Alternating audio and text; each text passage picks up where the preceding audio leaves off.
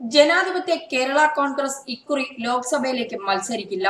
ഇടതുമുന്നണിയിൽ നിന്ന് സീറ്റ് ലഭിക്കുന്നില്ലെന്ന് ഏറെക്കുറെ ഉറപ്പായ സാഹചര്യത്തിലാണ് മത്സര രംഗത്തു നിന്ന് പിന്മാറാൻ അവർ നിർബന്ധിതരായിരിക്കുന്നത്.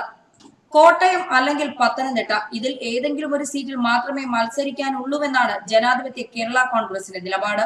ഈ രണ്ട് സീറ്റും ലഭിക്കാൻ സാധ്യതയുമില്ല. ഇടുക്കി സീറ്റിന് ജനാധിപത്യ കേരള കോൺഗ്രസ് ആവശ്യം ഉന്നയിക്കുന്നില്ല. നേരത്തെ ഇടുക്കിയിലാണ് അവർ മത്സരിക്കുമെന്ന് കരുതിയിരുന്നത്. എന്നാൽ ഇടുക്കിയോട് ഇപ്പോൾ ഫ്രാൻസിസ് ജോർജിനും കൂട്ടർക്കും അത്ര താല്പര്യമില്ല. PJ ജോസഫ് അവിടെ മത്സരിക്കുകയാണെങ്കിലോ എന്ന ആശങ്കയാണ് ഇതിൽ നിന്നും അവരെ പിന്നോട്ട് നയിക്കുന്നത്. ജോസഫ് മത്സരിക്കാനുള്ള തീരുമാനം മിക്കവാറും എല്ലാവരെയും അറിയിക്കുകയും ചെയ്തു കഴിഞ്ഞു. രണ്ട് പ്രമുഖ പത്രസ്ഥാപനങ്ങളിൽ നേരിട്ടെത്തി തന്നെ തനിക്ക് മത്സരിക്കാൻ താല്പര്യമുണ്ടെന്ന കാര്യം ജോസഫ് അറിയിച്ചു കഴിഞ്ഞു. അതുകൊണ്ട് എന്തായാലും അദ്ദേഹം മത്സര രംഗത്തുണ്ടാകുമെന്ന് ഫ്രാൻസിസ് ജോർജും കൂട്ടരും കരുതുന്നത്. അങ്ങനെയാണെങ്കിൽ ജോസഫിനെതിരെ മത്സരിക്കാൻ ഫ്രാൻസിസ് ജോർജ് തയ്യാറുമല്ല. തന്റെ രാഷ്ട്രീയ ഗുരുനാഥനെതിരെ ഒരു മത്സരത്തിന് അദ്ദേഹത്തിന് മനസ്സില്ല. ആ സാഹചര്യത്തിലാണ് കോട്ടയത്തിലേക്ക് കണ്ണുനട്ടത്. കേരള കോൺഗ്രസ് എമ്മിനുള്ളിലെ അടിയും മറ്റും മുതലെടുത്ത് അവിടെ വിജയിച്ചു കയറാമെന്നായിരുന്നു ചിന്ത. ഏറെക്കുറെ CPM നേതൃത്വത്തിനും അതേ നിലപാടായിരുന്നു. എന്നാൽ ജില്ലാ കമ്മിറ്റിയും മറ്റും സീറ്റ് ഏറ്റെടുക്കണമെന്ന ആവശ്യം ഉന്നയിച്ചിട്ടുണ്ട്. അതിന്റെ അടിസ്ഥാനത്തിൽ ആ സീറ്റിൽ CPM ആയിരിക്കും മത്സരിക്കുക. അങ്ങനെ വരുമ്പോൾ കഴിഞ്ഞ തവണ കോട്ടയത്ത് മത്സരിച്ച JDS-ന് പത്തനംതിട്ട സീറ്റ് നൽകേണ്ടി വരും.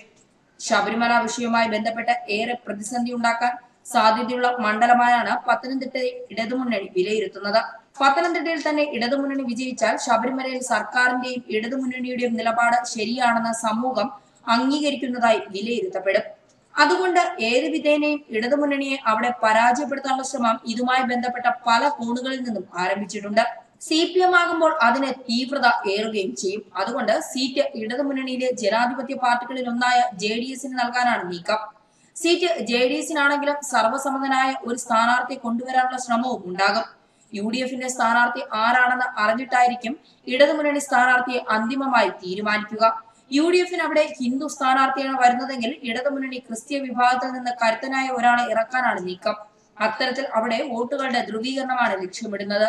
പത്തനംതിട്ടയ്ക്ക് പകരം കോട്ടയത്ത് കുറച്ചുകൂടി അനുകൂല ഘടകങ്ങൾ ഉണ്ടാകുമെന്ന് CPM-ന്റെ വിലയിരുത്തൽ, പ്രത്യേകിച്ച് കേരള കോൺഗ്രസ് M ഫലത്തിൽ രണ്ടായി നിൽക്കുന്ന സമയത്ത്. അത് മാത്രമല്ല, കേരള കോൺഗ്രസ് M-നെ മടക്കിക്കൊണ്ടുവരുന്നതിനായി തങ്ങൾക്ക് അർഹതപ്പെട്ട രാജ്യസഭാ സീറ്റ് ദാനം ചെയ്തു എന്ന വികാരത്തിൽ നിന്ന് ഇതുവരെ കോൺഗ്രസ് പ്രവർത്തകർ മുക്തരായിട്ടില്ല.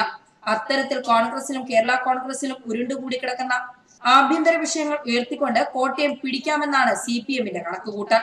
ഇത് മനസ്സിലാക്കിക്കൊണ്ടാണ് മത്സരിച്ചാൽ കൊള്ളാമെന്ന ചിന്തയിൽ നിന്ന് ജനാധിപത്യ കേരള കോൺഗ്രസ് പിന്നോക്കം പോകുന്നത്. ഒരു തിരഞ്ഞെടുപ്പിന് മത്സരിക്കാൻ പറ്റിയ ഒരു ഭൗതിക സാഹചര്യവും തങ്ങൾക്ക് ഇപ്പോഴില്ലെന്നാണ് അതിന് അവർ പറയുന്ന ന്യായീകരണം. ഒരു MLA-യോ അതുപോലെ മറ്റ് ഏതെങ്കിലും സ്ഥാനമോ ഒന്നുമില്ല. ഈ സാഹചര്യത്തിൽ ഒരു തിരഞ്ഞെടുപ്പിനെ അഭിമുഖീകരിക്കുക എന്ന ഭാരിച്ച ഉത്തരവാദിത്വം ഏറ്റെടുക്കാനാവില്ലെന്നും അവർ പറയുന്നുണ്ട്.